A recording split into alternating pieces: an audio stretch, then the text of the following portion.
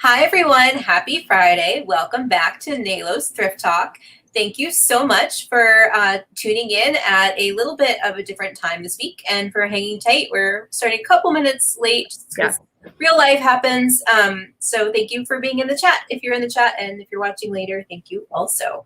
If you're new here, I'm Lola. And I'm Nay. And this is NALO's Thrift Talk. We are a weekly live YouTube show that is all about thrifting and reselling and different ways that we can creatively incorporate secondhand items, thrifted items into our daily life and also use them to build a business. Anything to add to that, Nay? No, that sounds great. Sorry, I'm still trying to get situated. Yeah, okay. I had a virtual appointment for my son with all of his school staff, and boy, was that a long appointment. I didn't expect it to go that long, so I apologize to everyone. Yeah, it's a lot to juggle, so really appreciate everyone being flexible. And what are we talking about today? We are talking about Cottagecore. So I'm sure a lot of you might be asking, what is Cottagecore? So it is, it's actually a lot of things. So the good thing about Cottagecore is that it can encompass so many different kinds of trends, but it's its own thing in itself. It is very, very popular right now, especially among like Gen Z, I would say. Mm-hmm. And it is, it's the great thing about it, what I love about it is that you all probably have something lying around in your profit piles right now that meets this criteria, but you might not be marketing it correctly because you just don't know. You might not be selling it on the right platform or using the right keywords because you don't know that it is Cottagecore. So, and it is super trendy, and part of the trend itself is sort of the thrifted aesthetic. So it's exactly what we've already been, like, we're ahead of the curve. We were Cottagecore before it was cool, sort of. Yeah. Yeah. So, so we will be talking about that in a minute. But first of all, Lola, what are you wearing? Okay, so I originally thought I'd wear something Cottagecore today, and then I realized that pretty much everything I have in my inventory that is Cottagecore is like a size small, too small for me.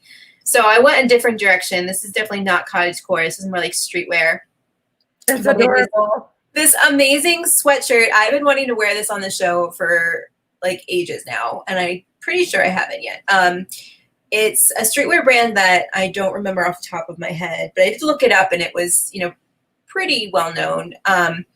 The pigeon on the front is actually embroidered, and then it has like, so the sleeves are like a feather pattern, and then it has like pigeon poop screen printed on. That's great. Oh my gosh, that's fantastic. Yeah, I think it's actually a men's smaller medium, but. Where did you find it? I was in Philly with you. Like, I don't remember. A long time ago. I don't remember. Yeah. I might kind of vaguely remember it, but I think I got it on a day. I got a ton of stuff, so it sort of got lost. Yeah, that is so adorable, though. I love it. Yeah, very city, like city pride kind of thing. Like, love the pigeons. Yes. So, I am wearing. If I can. I'll switch. Can you switch it for me? Thank you. Okay. You've got some great Cottagecore stuff in the background. I can already see. I do. I've got 3 manis going on today. Nice. So first of all, I'll go with what I'm wearing. So, well, let me just show you them. I'll show you the mannequins. I'm going to have to step back. Ooh. Okay. So this one, can you see her? Mm-hmm. I have to get a mani cam here. So she is wearing a shirt. The brand is called Capacity, and it does have a following on Depop. It's definitely vintage 80s. Mm-hmm. And she has this kind of, and a lot of it is about layering, cozy sweaters, muted neutral tones. But this floral is just a perfect Cottagecore print. She's actually wearing it over a dress, which is a crochet dress. Oh, that's perfect. Yeah. So she's got a full dress on underneath. But again, it's all about layering. And then this is a bag that I had that kind of has like a bohemian vibe that I had in my pile, but fits perfectly in the cottagecore. She's wearing a necklace that I made. Oh, cool. And yeah, so this is basically the essence of a cottagecore outfit. This is what, and it's all thrifted. This is all stuff I took from my profit piles, like all stuff that I just had laying around. And then she in the background is wearing a Free People. It's like camera's like reverse. So she's wearing a Free People top that has this like, so you'll see a lot of like that kind of corset lacing kind of thing going on the cottagecore. A lot of lace, a lot of raw edges like that. And that print is very, very cottagecore. So that's Free People. That is listed in my Poshmark closet right now. And I'm not going to be able to get her back on the stand because she's broken. And then this is Liberty of London for Uniqlo. And this print is very cottagecore. Like this is one of my personal tote bags. It's dirty right now. It needs washing. But this is, I happened to look at that and I was like, oh, that's perfect. So this is a very, very classic kind of cottagecore print. And I was thinking about it, and Liberty of London does a lot of those florals that I think would fit into the cottagecore genre. And Liberty is pretty much always a good thing to pick up if you find it. Yeah, exactly. And then this is Banana Republic.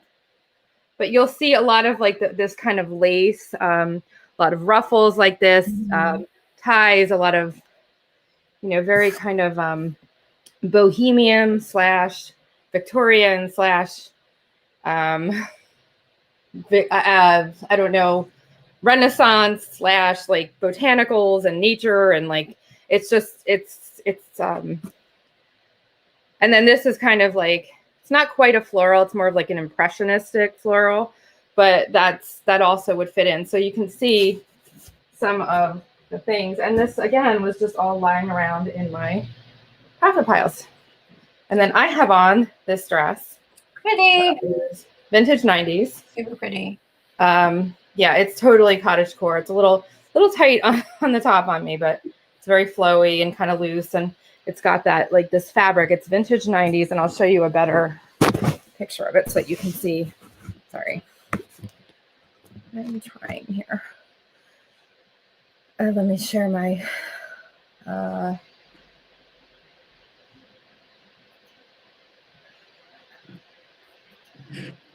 I need to share that. Yeah, thank you. So that is the label for my dress. Erica Studio. It is vintage 90s. I did buy this. I actually did search on eBay for something to wear for this week. So I did cheat a little bit. It is thrifted, 100% thrifted. And the seller, although she was very nice and had a great listing and all, she did not have cottagecore in the actual listing. I got the dress for $10.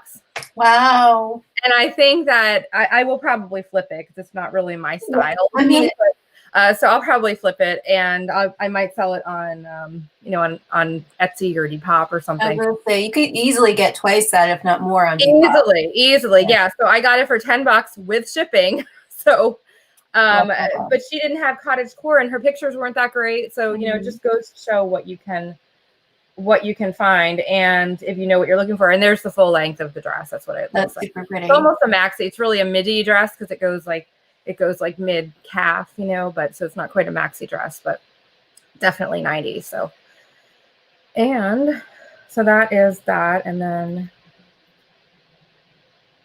we have our thrifted home decor segment. So Lila, do you have something to show for that? So this is, I would consider it in the cottagecore aesthetic. And this is, I think it's from the 70s. Make myself big. Thank you.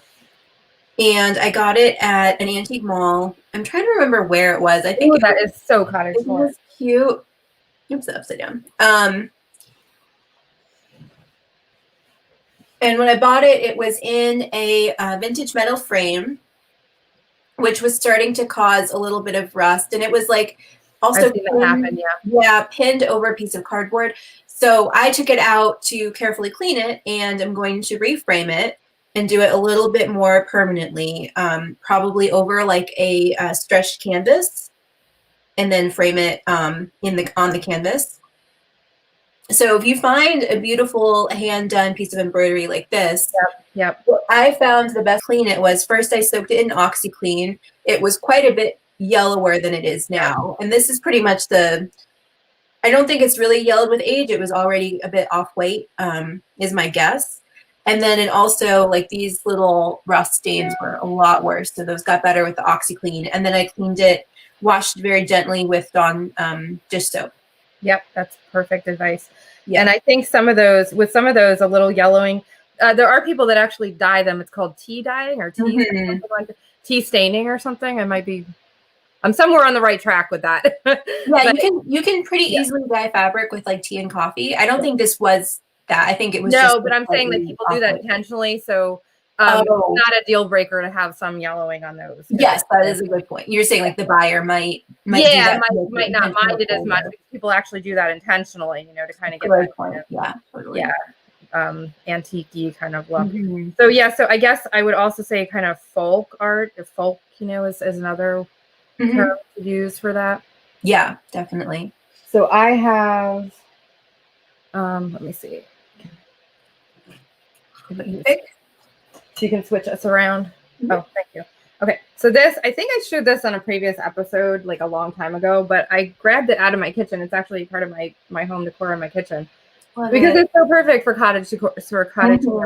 So it is an actual cottage, but you can see like a nature scene, landscapes, like that's all very, very, popular with in that kind of scene. And it's vintage, it's got this cute little like tray frame. It's got a hanger on the back.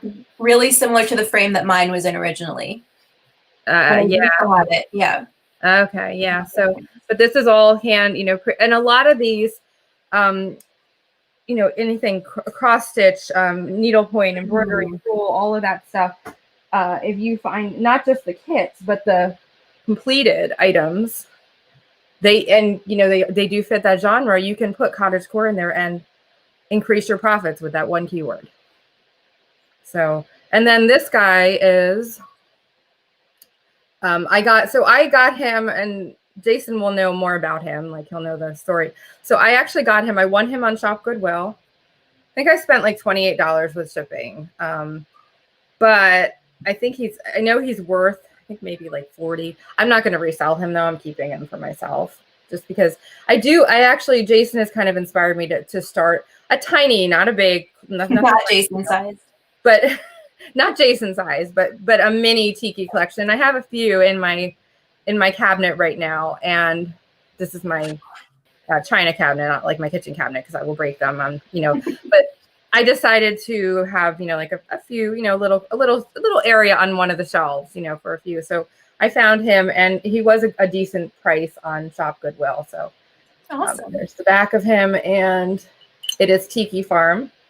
So Jason's in the chat right now. So he said nice mug. So I guess that means I get the Jason. So Jason, how did I do for $28 with shipping for this mug?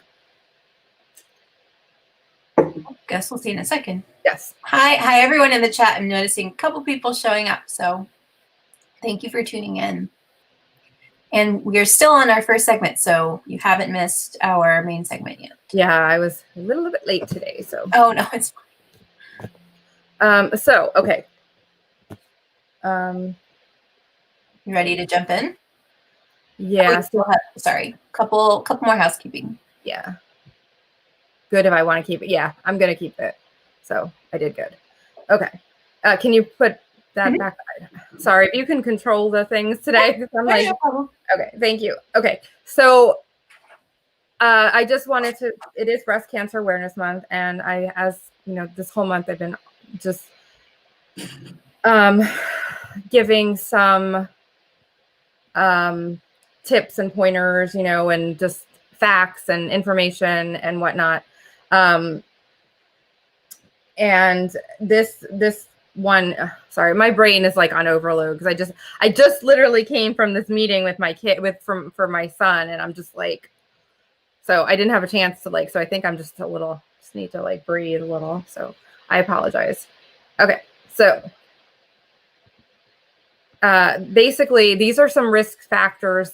These are some risk factors that you can prevent that to help lower your risk of breast cancer. These are some things that you can control. There's things that are out of your control, like genetics, like in some, to a point, environmental things. You can't necessarily control what's going on in your environment. So there are things that you can't control, but there are things that you can control. So if you keep a healthy weight, that is one thing. Not smoking, obviously, everyone knows smoking causes cancer. Physical activity. So yeah, that they do say that just not only will it help you to maintain a healthy weight, but just moving and exercising every day, that will decrease your risk. And then there are studies out there now that have linked alcohol use to breast cancer. So and they're not talking about your casual social glass or two a week. They're talking about if you have, I think it's like 2 or more glasses of alcohol a day, and that there have been studies that have. So limit your use of alcohol. Try to quit smoking. Try to maintain a healthy weight and exercise. So those are things that you can do. And then I just want to remind everyone again that since we are wrapping up Breast Cancer Awareness Month,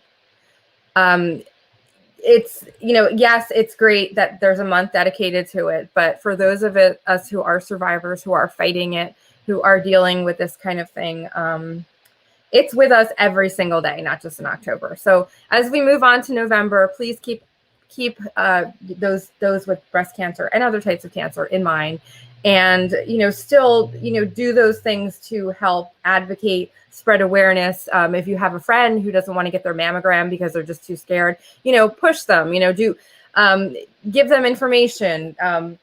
Just stay aware, and also continue to donate to charities if you can afford it. Things like that. There's a lot of things that you can do. If you know a breast cancer patient or a cancer patient and they need some help, maybe bring them a hot meal or ask them if they need something at the grocery store, or those things can go a long way. So just keep that in mind, that it's not just October. We live with it 24/7, 365 days a year. So. And again, I just wanted to say that I am a graphic designer. So if anyone is interested in having me design your store, banner, logo, business cards, all of that stuff, whatever you need, these are just some examples of things that I can do, but you can customize the packages. I can do extra. I can do, so talk to me if you have special, different needs.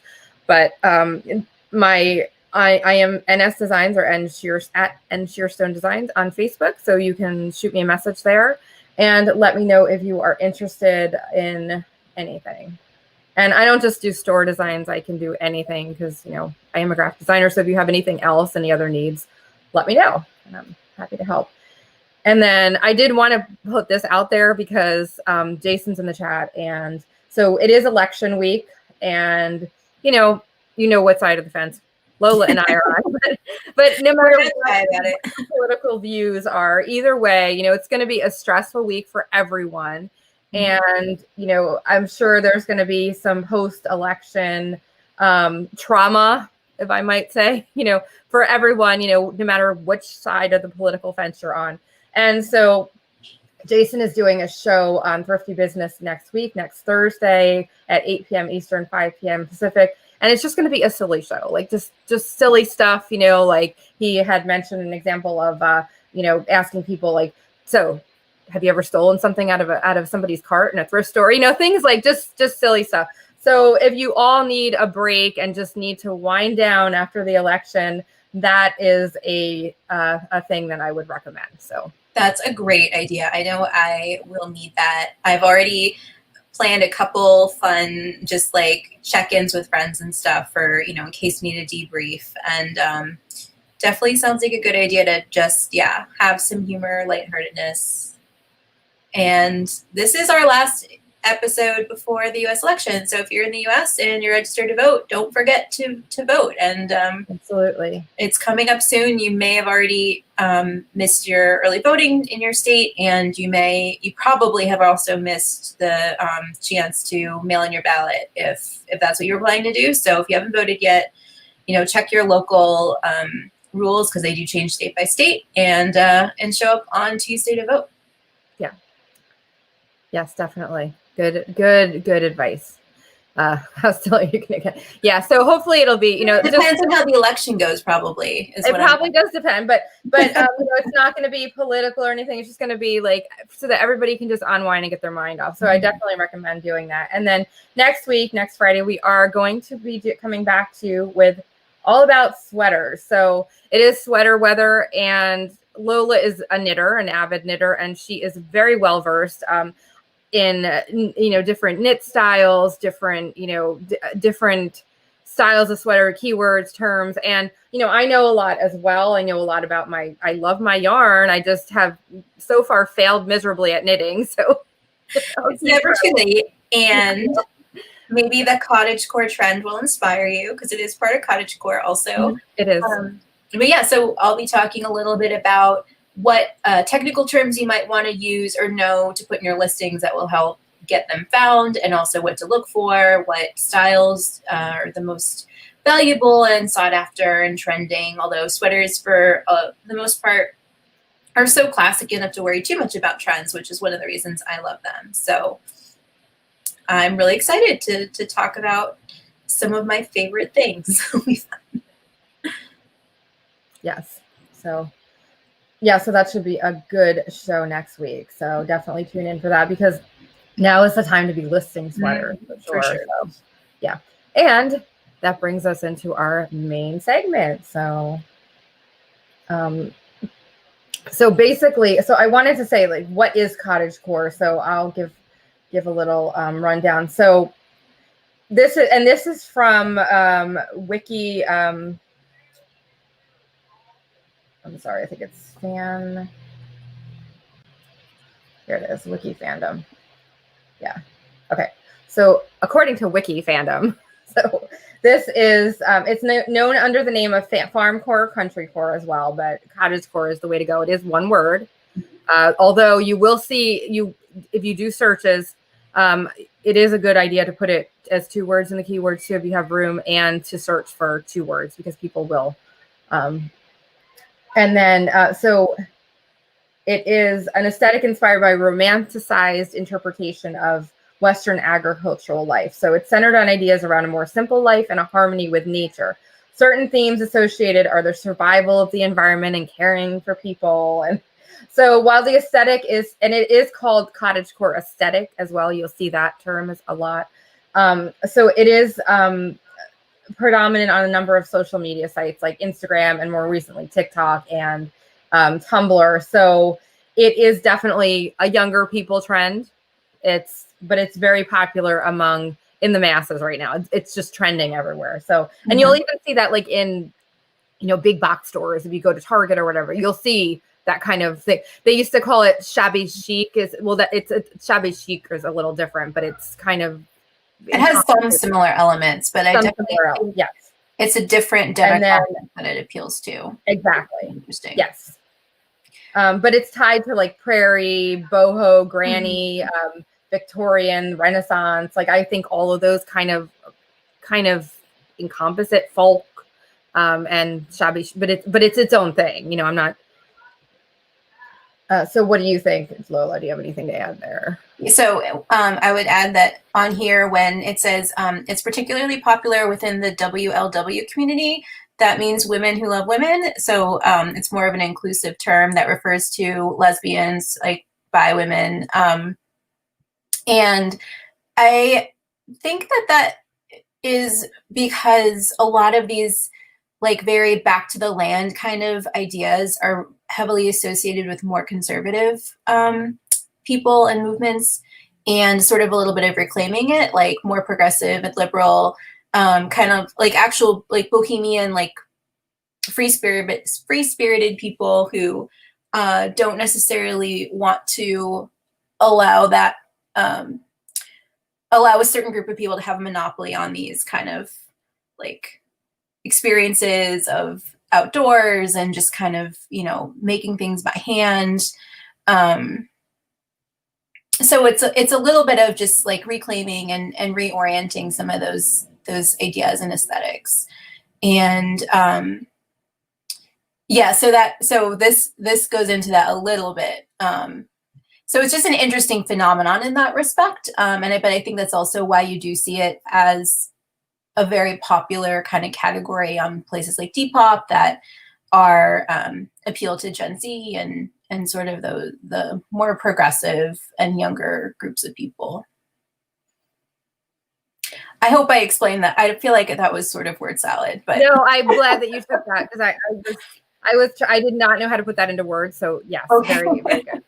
Yeah. So, I mean, not to make this show like super political, but I do think it's like, it is interesting how the things we buy and the things we wear also kind of project who we are and what we believe in different ways and how sometimes it's not clear cut. And I think this is a really good example of an aesthetic that isn't clear cut in terms of whether it's like more left or right wing, because it sort of has its own like elements of both and appeal to both. So yes. And you can see like so in this example here, so this is they say that cottagecore fashion commonly involves like, so it's loose fitting, flowy dresses and skirts reminiscent of housework wear from the from like the 50s and older. Large layered clothing with big pockets, a lot of puffy sleeves, button blouses. So a lot of what I have behind me, like you see the layering and all of that. Naturally occurring or faded colors. So yeah, muted colors, neat, colors that are found in nature. And then it can be patterns like gingham, floral, paisley, and stripes. I see mostly like, I think a floral is a big thing. And gingham, I see a lot of super and then like right now, mixing a lot of those prints too. Mm-hmm. So embroidered plants, animals, and insects, and aprons, lace, ruffles, so all of that. And then as far as the aesthetic, it could be like fairies, flower pressings, gardens, herbs, kind of that kind of thing, fruits, vegetables. I see a lot of strawberries, cherries, and cherries can be like rockabilly too, but there is like a cottagecore element to it. So vintage crockery like tea sets and whatnot, cottages and farmhouses, crotch, and I'll talk about some of the actual items. But rustic and baking recipes like including bread, muffins, pies. So recipe books can also come into that. And mushrooms are big. Mushrooms are huge on furniture and glass dishes. Like I'm going to talk a little bit about the Mary mushroom and how this is kind of brought back the Sears, like those canisters that everyone had, how it's kind of brought that back. And open fields, flower farms, forests, poetry, bugs. And then there's and I'll put this link in the description, but it also talks about like some movies and things and literature and stuff like that. So I won't get into that. So it definitely has a younger following and it works on any platform, but I think definitely Depop, Etsy, and Poshmark are pretty big with it right now. What do you think, Lola? Yeah, for sure. I think definitely an interest in like buying secondhand that I think some people who are interested in cottagecore might be starting to branch out onto different venues to shop. So I actually think this is sort of encouraging a return to like eBay for younger people who may not have shopped there before. So I don't think it's limited to one platform, but if you were going to like focus, I would definitely say like Depop, Etsy, and Poshmark to a more limited extent. Because the Poshmark I think of as more like trendy. Yeah, like upscale trendy and not so much. Yeah, and this can be trendy right now. Yeah. So this is an article from today, and this is from July of this year. And it talks about the cottagecore movement and, sustainability, do it yourself. And then it says a strong aesthetic. I love this quote from this article. It says a strong aesthetic influence comes from the popular prairie revival. Think 1970s Laura Ashley or Gunny Sacks alongside domestic pastimes like patchwork, quilting, knitting, and needlepoint. So that gives you a strong visual. Yeah. So, and these are some, you know, I don't think it's a coincidence that it's gotten so big right now in the middle of the pandemic, because there's a lot of that like interest in using all of this free time we have right now to learn a new skill and to make things by hand. And then also this interest in becoming a little bit more casual in the way we dress and no longer having to wear office attire and being able to just like wear billowy romantic dresses. And it definitely goes hand in hand. Like, I think the cottagecore was already trending slightly before, but it's gotten huge because people have been able to spend time at home learning some of these skills and just like developing an interest in different parts of the cottagecore aesthetic. Definitely. Yeah. Sabrina said she was wearing all this back in the 70s. So yeah, so it's definitely, and it is a nod to, like, there's 80s, there's 70s, there's 90s. Like the dress I'm wearing is 90s. My mannequin was wearing something from the 80s. There's a lot of like the 70s kind of hippie boho. So it's kind of like a mesh of different vintage eras too, I have to say. Yeah. So like Heather asked, are we talking hippie or sister wives? And I think it is a little bit of both. It's like the sister wives, or like the kind of modest look, right? And then hippie, not so much the what we would call like extremely boho. I think that's still its own look.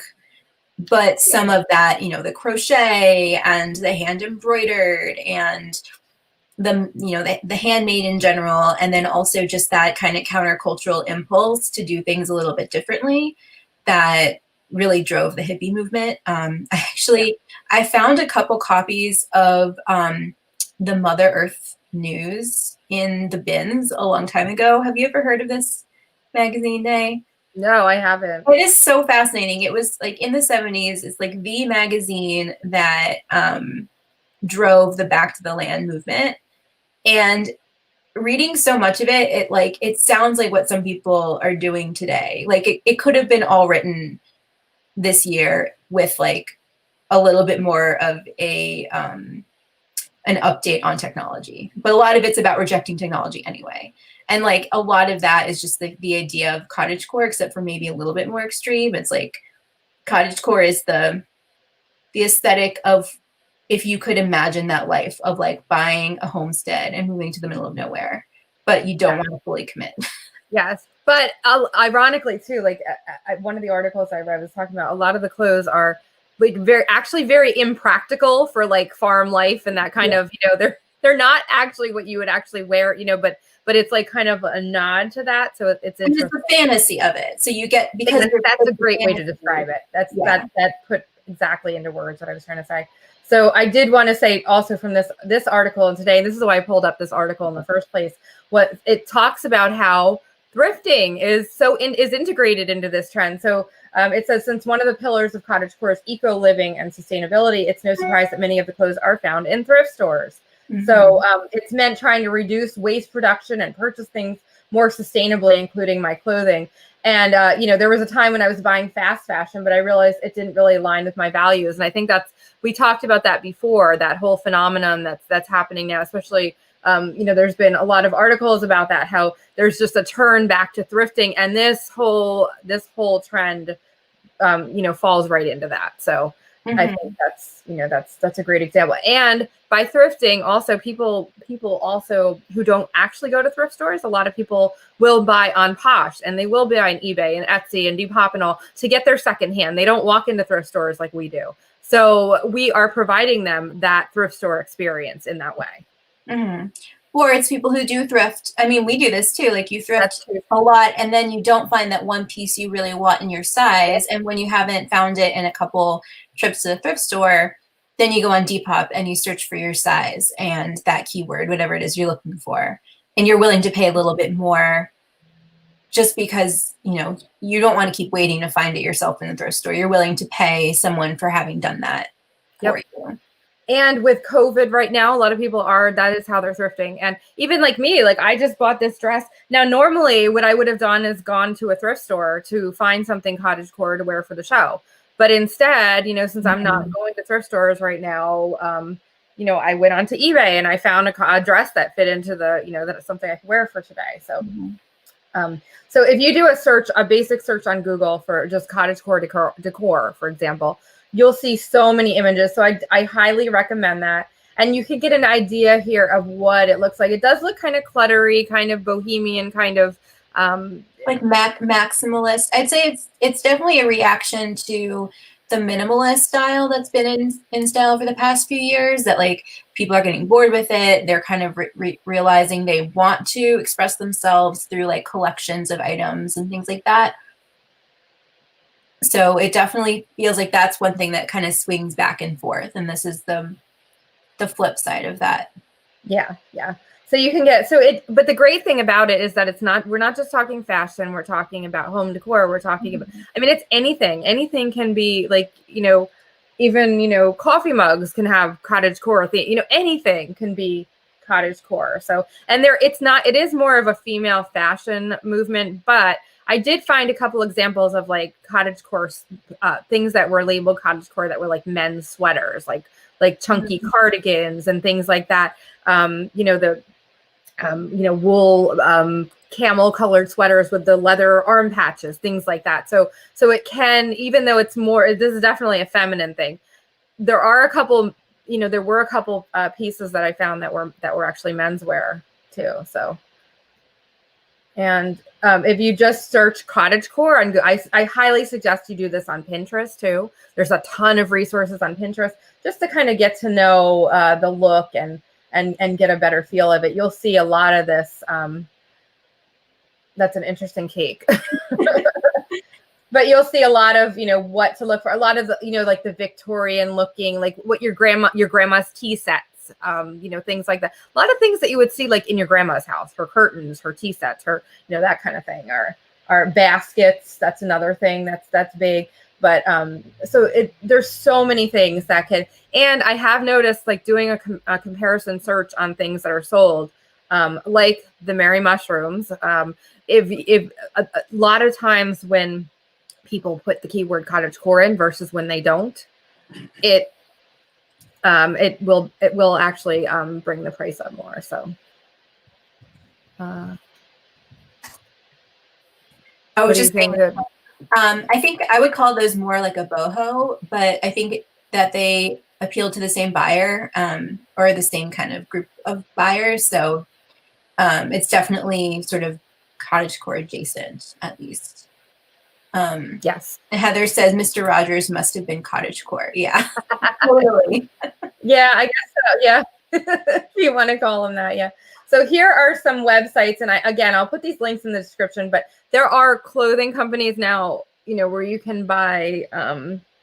They have there's websites now that are just cottagecore, which is crazy. But it's not necessarily like a certain brand. Although, like I said, Gunny Sacks and Laura Ashley are very big brands that I can think of that they're very much cottagecore, but and it's definitely increased the value of those items. But it's interesting how many websites there are that are just dedicated to selling cottagecore as a business. So I will put some of these links in, but you can get a really good idea of the look of things and what the kind of things that are selling to look for. You see that embroidered patch there, and even like those kind of Victorian looking vintage bags, like the needlepoint bags. A lot of they were popular in the 20s. I think a lot of them were around that time. They came back in the 90s, right?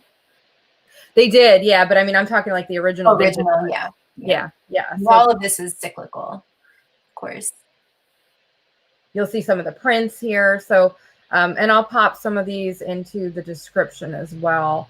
But here's another one. This is another company that does cottagecore. I think these guys were based in the UK. A lot of them were actually UK based, and it kind of crosses Renaissance and fairy, and like there's a couple kind of adjacent trends that I found, but it's really interesting how like capes and so this is in the UK. I found a lot of these companies are in the UK. It's a big trend in the UK, and it's a big trend in Japan. And I actually sold a Gunny Sacks dress to a buyer in Japan over the summer. And I was silly because I didn't have cottagecore in the keywords, and I wish I had. Did price it high though. I have to say that I had it priced high, and I think I was comfortable with my price. But I'm wondering if I would have gotten more exposure otherwise. But my buyer was in Japan, so. And then here's another one. This is also in the UK. So this is, but you can see like it's crazy, like the flowers, and she's in a field with in front of a forest, and so. And this is called cottagecoreaesthetic.com, and then this is the cottagecore.com. And again, it's just all, and these are actually priced pretty reasonably, but but you can see the whole, like, that's an awesome dress there. That's so pretty. Yeah. So you'll see some of, if you, and then there's the Fairy Core collection. So Fairy Core is a whole nother thing, but it's adjacent to Cottagecore. You can go down a whole rabbit hole with this stuff. So, and then this is an interesting website because they pull from other sites that you can buy online, and they find Cottagecore items and they pull it onto their website, and then give you the link. So they kind of like curate it. It's like a curated website with so this is really interesting. And some of these are Etsy, which is, so even things that we might sell might get pulled onto a website like this that people are shopping. But you'll see some of the Madewell is a big name too that I see in a lot of these. But you'll see some of the granny boots are huge. The T-strap Mary Janes. I'm drawing a blank on the. Yeah, I mean I think that is what they're called. Those are, it's interesting because those are also very like 20s, like like I said, it really, the cloche hats, it all, like, it's a mesh of so many different eras of vintage. It's so, I mean, it's like 20s, 80s, 70s, you can see a little bit of everything in here. So a lot of the small florals are sort of harken back to the 30s and when during the Depression, like feed sack bags would be printed with floral prints and then used to make clothing because everyone was trying to reuse everything they could. And those prints definitely seem like they're, coming up again in the Cottagecore florals. Yep. Anna from Frozen dressed like that. Yes, she did. She was so, but this is interesting because here's a site that's pulling like eBay listings. So, one of your listings, if you have the right keywords, might get pulled into a site like this that people are shopping. So, so it's really interesting to see some. So this is a great little kind of curated compilation of items that fit into that whole genre. And you'll see too, like this skirt is so like, it's very like 50s housewife kind of thing, So, and then this was another one that, so this is, we were talking about brands but it's not really brand oriented, it's style oriented. So you can have any brand, the brand is really secondary to, except when you're dealing with like Gunny Sacks and Laura Ashley, and some of Daisy Kingdom with, is one with the patterns. I don't know if you can think of any other brands. I know Madewell does a lot, but this talks about, this is a brand. This talks about brands, and I don't know some of these brands. I don't know if you know any of these. Yeah, I'd say Doen. I think some of the Reformation is on here. Faithful, the brand, I think, is another one. Like a lot of the brands that do the like really sweet sundresses. I mean, and these are not super, super high end, but not inexpensive. So I wouldn't say that they're like extremely easy to find in the thrift store, but they're always, good to know in case you come across them. And they're also just really good brands to just, if you want to browse through their Instagram feeds to get an idea of the aesthetic. And it's, looking not just like for this photo, it's not just the actual garment, which you might want to try and find something similar to this. Like look for vintage dresses that are similar to that, with like the puffy sleeves are really big right now, like the fitted bodice, the long romantic skirt, but then also looking at like the colors and the mood and the like you're talking about sort of the maximalist home decor, with, you know, all the items on the table. And, you know, you could probably find similar things like that in the thrift store, like china and jugs and bottles and just, you know, things like that are all being sought after to create that mood. So it's very eclectic. I'll have to say that's another word. Yeah, Just came to that's my a great mind. word So, for it. but these are some brands. Chow Lucia. I don't know that brand. Do you know do you know a lot of these? Any of these brands? I know some of these. I do not know all of them. Oh, well, obviously we all know Free People. But yeah, so there are some more well-known brands on here. But Sabrina Haynick. Yeah, I've heard of some of these brands, but not all of them. So it's interesting how some of them are like, you know, like the new vintage, you know, like they have been, you know, they're like repro vintage. But so definitely look at this list and, you know, look for those brands because you never know what you're going to find. And then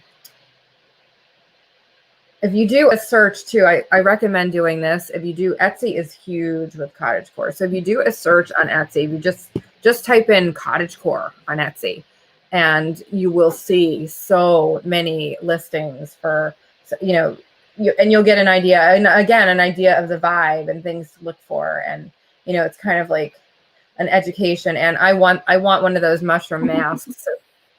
They're so cute. The pressed flowers are really big right now. I think it's something that people are getting into as like an easy craft.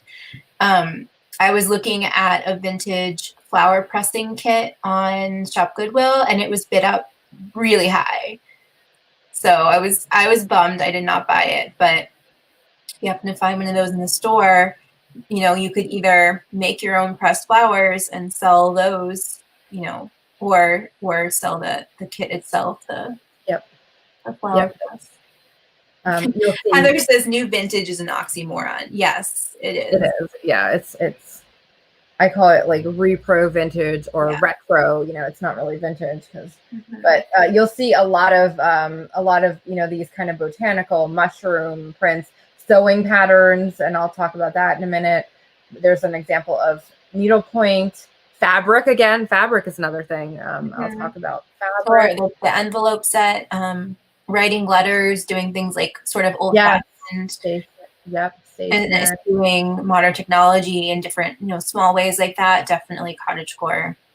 Yeah, the whole pen pal kit. That's so cool. That's a great idea. Yeah. So definitely, I would do that. I would search, just type cottagecore in Etsy. Don't look at solds. Don't just to get an idea. There's so much on there, and it might also spark, if you're the creative type, it might spark some creative things to do to, you know, to sell your items. This is interesting because this book is on pre-order at Target, at Walmart, at every online bookstore, and Amazon. And it's in high demand, which shows you what the trend, you know, that this trend is huge right now. So this hasn't been out yet. They're just no, it's for pre-order, but I've seen it on every website that it's out for pre-order, and it comes out in January, and it's being advertised like on every website. So I mean, it's almost like it's going mainstream now. It's crazy. But this, I'm interested in what this book is going to be. It might be a bolo, you know, once it comes out, you know, if you can find it. Or just a good idea, you know, guide to sort of what people are looking for, interested in. Yeah, exactly. So, and yeah, I guess I was going to show some bolos. So some of the things to look for are so with clothing items, flowy dresses, skirts, peasant tops, floral prints, loose fitting, muted natural colors. I talked about some of these already. Grammy boots, home decor items with it just can be the print. It doesn't have to, you know, sewing patterns. So and I'll show you a few examples of those. Mushrooms, vintage crockery, vintage tea sets. I think I've gone through a lot of these already. So, and then for fabric, if you're just going to sell fabric itself, like by the yard or whatever, if you have remnants of it, think gingham, mushrooms, flowers, animals, nature inspired, botanical. And those are all also keywords that, if you look through the fabrics and you see some of the keywords, the Cottagecore fabrics, they're also keywords that can translate to fashion too. So and definitely if you are using Etsy, Mercari, Depop, use those hashtags, because a lot of the solds that I searched for didn't have it in the title, but it had it in somewhere. And eBay, that would be a good way to work it into the item specifics. Even they had Cottagecore in the hashtag. So definitely use your hashtags too. So here's some solds that we have a question in the chat. Yeah, so Becky was asking if a puzzle of vegetables would be cottagecore. It depends on like the art style, I think. If it's more of the like old-fashioned botanical illustration sort of style, definitely. If it's like a little bit more modern, maybe not. So a lot of this is hard to say without like looking at the item, but it is very possible. And then Joan has a great idea for our future episode, which is doing a show about fabric, which I don't think we've done. We did yarn and we did sewing patterns, but I don't think we've done one on fabric. I guess we didn't do fabric. Yeah. I know we talked about it, but I don't think we did. So we definitely should do that. Yeah. That's a great idea. I have a ton of fabric. I know I shared one of the fabric lots I got on Shop Goodwill in a thrift haul. So I have a lot of fabric I still have to list. So that would give me a really good incentive to do it also, so I can talk about some of that stuff. That's a great idea. Absolutely, feel free. Or if anyone else has items that they're like kind of not sure if they're on the fence about whether or not they think it counts, we can definitely give you our opinion. Not that we are the end all, but but we can do our best. Yeah, and we did. Lola and I know a lot about fabrics, just off the top of our head. Yeah. So, oh yeah, fabric. I definitely. Yeah, so we can definitely do that. Would be great. So, and if anyone has any other suggestions, for topics that you'd like to see, let us know. Yeah. So this is a gun. Am I saying it right? I never pronounce it right. Is it gunny or guinea? I know I've read or been told it's gunny sacks, but that's what I always say. Yeah. Let us know. So anyway, this is a gunny sacks that went for $850. So it's really rocketed. It's raised, and I wonder. My dress sold for about $200. Wasn't quite as elaborate as this, but I'm wondering if maybe it could have gotten a little more if I had, if I had listed it as Cottagecore. Again, I had a buyer in Japan buy it. They were very happy, and but some of them can go really high. Yeah, so. I know I've always been on the lookout for one. I've never found a full adult one. I did find a girl's size one once, and it was damaged, and I think I sold it for like $80. That was a few years ago, and I remember looking at comps, and it's definitely like doubled or tripled from a few years ago. So yeah, I probably could have gotten a little more for mine than I was happy with it. I think I sold it for. That's what it's Jessica McClintock. So there's the label on that. Mm-hmm. Yeah, so definitely look for those, and you might even be able to find them on on eBay or on somebody's selling it and they don't have it priced. So look for places like that. Laura Ashley is a huge one now. Laura Ashley is trending again because of Cottagecore. Mm-hmm. So another one that I sold a very similar dress to this one probably 3 or 4 years ago, and I think I got like $30 for it. It's not a whole lot less, but also I feel like those comps have gone up. This is on Poshmark. So I mentioned Madewell. This dress sold for $85. So a lot of I think Madewell is doing has a lot of items that will fit into this whole trend. So, and then these are this type of granny kind of ish boot, lace up boots in general. So this is a fry boot. These went for $50. I think they could have sold them for a little more. I'm jealous I did not buy them for 50 because I know. I'm looking for a So, pair. they did not sell them for a whole lot there, but Mm-hmm. you know, that's something that maybe you could have flipped. But that's a great example of what to look for. So, Mm-hmm. and this only went for $25. It is so ridiculously cute. And they did have Cottagecore in there, but it's like a Holly Hobby wooden handbag from the 70s. So cute. So that is super. I could see someone just putting that on their shelf, not even using it as a handbag. yeah, exactly. So, you know, so look for vintage handbags like that, you know, vintage kind of handcrafted, homemade things. So this is an example of needlepoint, $35. That's on Etsy. So definitely completely needlepoint is coming back as something that's selling well.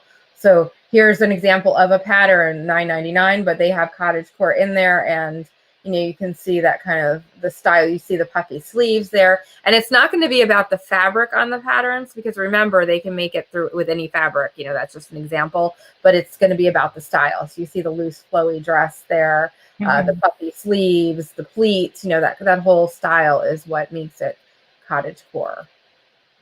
And then Daisy Kingdom. I've sold some Daisy Kingdom. I sold and aprons are back, and if you can find one of the Daisy Kingdom apron patterns, they can sell for a lot. I sold one a few years ago for you know, maybe about $30, and I bet it would even maybe sell for more now, because Daisy Kingdom is trending again. This is only $9.99, but it's just a child's pattern, so you know, you can see that anything with Daisy Kingdom, most of it you can put Cottagecore in the keywords. Here's an example of overalls. So these went for $98, and these can go into that whole Cottagecore aesthetic too. So if you see, you know, any brand, doesn't matter the brand, just corduroy overalls, you know, anything like that. So here's another Gunny Sacks dress that went for $500. Oh my gosh, can you imagine? Unicorn print. I would not be able to sell that even for 500. That's so great. That is like a holy grail find. So this is an example of something that if you walked into a thrift store and they had it behind the counter for like $100 or more, you get it, you know? Yeah. So, and then here's the Merry Mushrooms canister set. Everybody's seen them. Everybody's had them. They were made by Sears in the 1970s and very, very popular. And you can still find them in thrift stores. And this set sold for $80, and I think I have another set that sold for even more. So now this is on, and it does depend on where you're selling them to. This is on Poshmark. So, I think, and then vintage tea caps like this. That's all in that kind of, this was a whole, and I'm not going to sell those. I'm not going to risk it because I'll break them. You know what's funny? I have a whole slew of vintage teacups that when Chris and I got married, we had a tea party themed bridal shower, and my mom bought all of these teacups as like party favors, and everyone got a teacup and like a little thing of tea and stuff like that. She probably got them all for maybe a couple dollars each. And I remember looking on eBay and Etsy for them just in case like she didn't have enough, and they were pretty inexpensive. That is another item that is like, I don't think a few years ago you could have even thought about getting, you know, more than $100 for even a set. Yeah. So it's a great example of how like paying attention to trends can totally redirect what you're looking for in the thrift store, because you know what didn't make sense to pick up a few years ago suddenly can be very sought after. So we talked about fairies. Gnomes kind of cross that threshold too, and also obviously the mushrooms are big. So, and then macrame is another thing that that is coming back in with this whole trend. I noticed, you know, like those things that were the macrame plant holders and whatnot that were made back in the 70s. That, you know, you might find them like in the bins or whatever. For a while there, they were a hard sell. Now they're coming back. So look for those kind of items. Yeah, I found a like a macrame kit in the bins one. So it had all of the wooden beads and some of the macrame cord and like instructions, and it's not worth a ton, but I mean, I got it at the bins and it's definitely like a $10 to $15 sale. It might be more now than the last time I checked comps. Should probably look at that again. Yeah. So here's another one. And again, this is based on the style, not the print. You see the blouse underneath has the puffy sleeves, the the jumper, kind of this whole thing. So that's, they had, I don't think they used cottagecore in the keywords here, but that's a good example of a pattern that could fit into that, and maybe they would get more if they did. So look at your, take another look at your sewing part. So these curtains are something that you would picture in your grandma's house. I mean, look in the linen section at the thrift store. These sold for $50. So, and this is they spelled anthropology incorrectly, but they did spell cottagecore right with one word. But that's a great example of a more modern piece, an anthropology piece that has that kind of peasant style that to look for with that floral print and the crochet and the pleats and all, it's got all the stuff that makes cottagecore what it is. So and I think a lot of the anthropology, Madewell, so a lot of those kind of pieces those brands are going to be, have a lot of those things that can fit into cottagecore. Here's a teapot and a sugar bowl that went for $30. That's just, but you can see again, it's kind of got that look to it. So aprons, vintage aprons. So this is a whole lot that they sold, and these were half aprons. They sold for $27, and they had a lot of stains on them. And also, if you're at an estate sale or something and you see tea towels or vintage half aprons or aprons, things like that, pick them up, and you could lot them together, or if they're in better condition, sell them separately.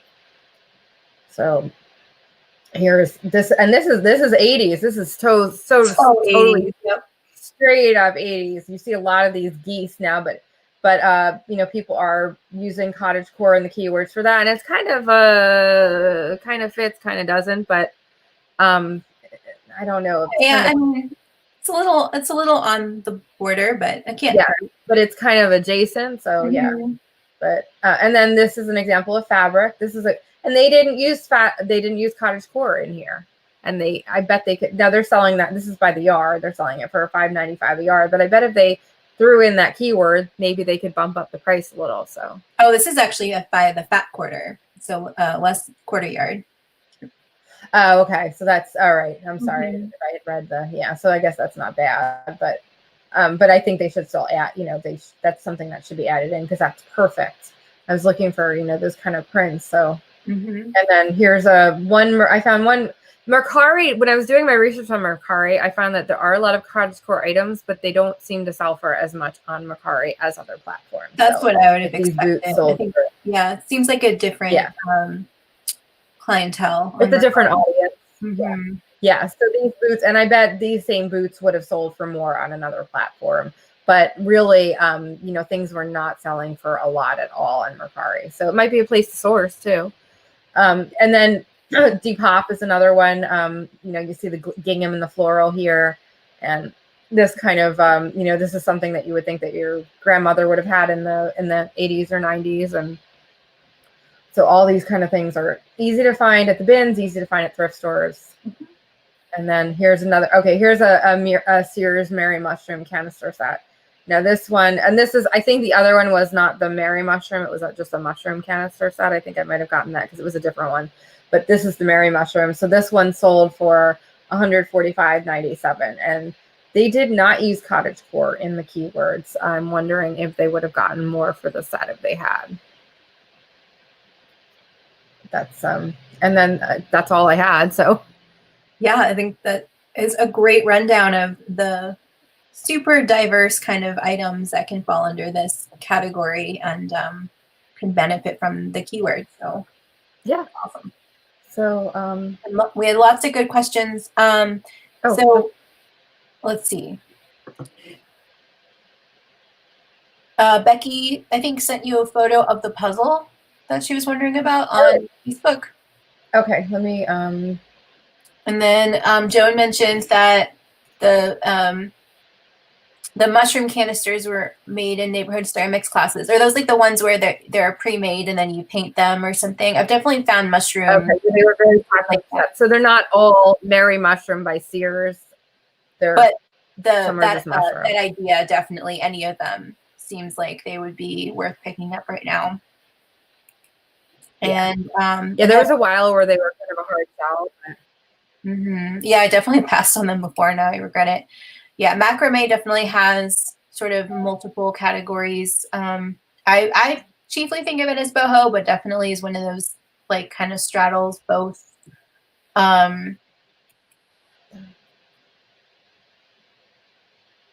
The lace-up boots were steampunk a few years ago. I think they still could be considered steampunk. I am really excited that they're back. I know for a few years I was looking for a pair and they just weren't that common in stores new. And I had a hard time finding them for a good price used. So that is exciting. Yeah, that's Cottagecore. Yeah, for sure. Yeah, that's a puzzle. That would be perfect, Becky. That's especially definitely Cottagecore. Yeah. Yeah. So your answer is yes, it is. And do we have any other questions? I think that's everything. If anyone else has another question, feel free to throw it in the chat and we can circle back after we've done our news and market report. Yep. So basically for news, I just have a couple of things. So it's interesting. So eBay recently sent out that they're doing authenticity guarantee for sneakers. And I got one as a buyer and one as a seller. So it's interesting that they marketed it to both. They have so they have, if a buyer returns your item, the authenticators inspect it before sending it back. So you get a verified return. And there's no cost to you, it's free.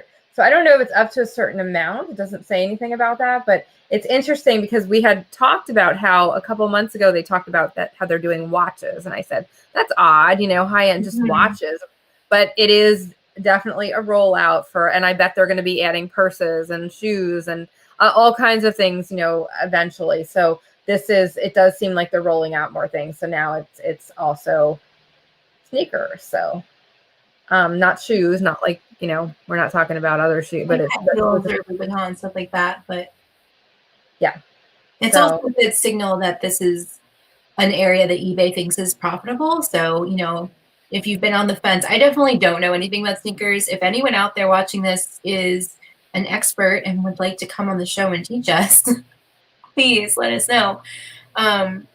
It's one of those areas where I know there's a lot I don't know, and so it's intimidating to me, but this is definitely encouraging me to like tackle that and maybe, think about paying up for sneakers, because I know that you can do that and still have a lot of room to. Yeah, like these are Yeezys, and I know the Yeezys are very highly faked, so this is the same ad this is the same one, but it's geared towards the buyer. So peace of mind, no cost to you, secure delivery, they'll arrive with signature required delivery. And, so it's basically the same ad, but it's geared to the buyer. So interesting. And then also, Lola, you wanted to talk about ThreadUp for a minute? Yeah, so I was really surprised. I went on ThreadUp to request a cleanout bag because I have some older, inventory that I kind of just want to move. And they are currently not, at least for me, I was not able to request a cleanup bag. It seems like it might depend on which of their distribution centers is closest to you, that some are full and some are not. Okay, maybe, yeah. But they, at least some of their locations, are not accepting new bags to sort through and to accept for sale on the website. So I think this is probably a combination of more limited room for staff to work because of COVID protocols, and then also just because so many people have been sending stuff in after cleaning out their closets during the pandemic. So, I mean, I thought that was super interesting. I was also a little bummed, but, you know, just thought it would be worth mentioning in case anyone else was thinking the same thing I was. Yeah. And our market report, I forgot to add the segment art in there, but that's okay. We'll just move on to the market report. So my sales have been, it's interesting. These puzzles have been selling like crazy. So my kids, and I think I mentioned this, I did another lot a few weeks back that I mentioned. So my kids, and excuse the picture on the floor, I literally took these at midnight one night. Like I was just trying to get them up, and they sold I woke up to the sales in the morning. Wow. Yeah. So here's the deal with these. So my kids have, so 300-piece puzzles on their own don't sell that well. But if you lot them together, you can get a pretty decent lot. So my kids have been doing these puzzles because they're stuck home, you know, and they've been doing these puzzles like crazy. Mm-hmm. And I keep trying to get them to take, you know, to tell me so I can take a picture after they're done. But they always end up taking them apart before I can get to. But I know the pieces are all there at least. So I've been lotting them together and selling them as lots. And you know, then my kids. And so I basically paid nothing. My mom has like a whole stash of these, and we bought some over the years, you know, and so we're cleaning out in this way. My kids are getting, and my kids can get new puzzles and, you know, so it's kind of like a great way to kind of clean out and, you know, to make a little profit. So $45.99 for this lot. And that was 7 of them. And then I sold this lot for $39.99. So, and there were 6 in there. Are they an awkward size to ship when you have a whole bunch of them together? Not really. Actually, I have boxes in the basement that because I save boxes, you know, like Amazon boxes. They really don't take that as big of a box as you would think they would. So they're really not too bad to ship. They weigh about 6 or 7 pounds, and I did ship them. I did do FedEx with them. So. Oh, interesting. Well, I was trying to figure out what the best, so whatever came up as the cheapest option was. And then this is, oddly enough, I think that would fit into Cottagecore right there. Yeah, I was thinking that actually on the last one too. Yeah, so it's kind of funny that, you know, we had this show, and so that kind of fits into that whole aesthetic. Not the other ones, not so much, but that one for sure. The birds, I think. Yeah, the birds kind of do. The art style, but the subject matter. Yeah. Yeah. So I love the giraffes, by the way. But I kind of but what I did was I kind of tried, like the other ones were kind of like farm, and like these I kind of lotted together in a group of animals puzzles. So, and then I sold this is from the blue box. So this was my bonus purse from that. I had a Tory Burch large bag, and then I had the small bag. I talked about this a few weeks ago on our show, and I sold this. I took a best offer for $60 on it. She messaged me and said, you know, is there any other wear other than what's shown in the pictures, you know, and would you take 60? And I'm like, okay. So I took that's your bonus item. That was my bonus item for that. And then in the next one, I got like a Liz Claiborne bag and some other so you never know what you're going to get. And then these were also from the blue box.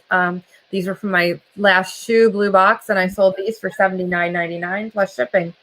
So, and I sold them quickly too. And oddly, like within a couple days of listing, and that night, like after I listed them, like that night or the next day, I got an offer for 40, and I countered at, I think I countered at 60 or 65, and they declined. And I was like, oh darn, you know, like. And then I woke up the next day to this sale. So it's like, you know, whenever you decline and you're not, like, stick to your gut, stick to the price that you want. And we have a question for you. We want to know if you have any Cottagecore scores to share. So let us know on the YouTube.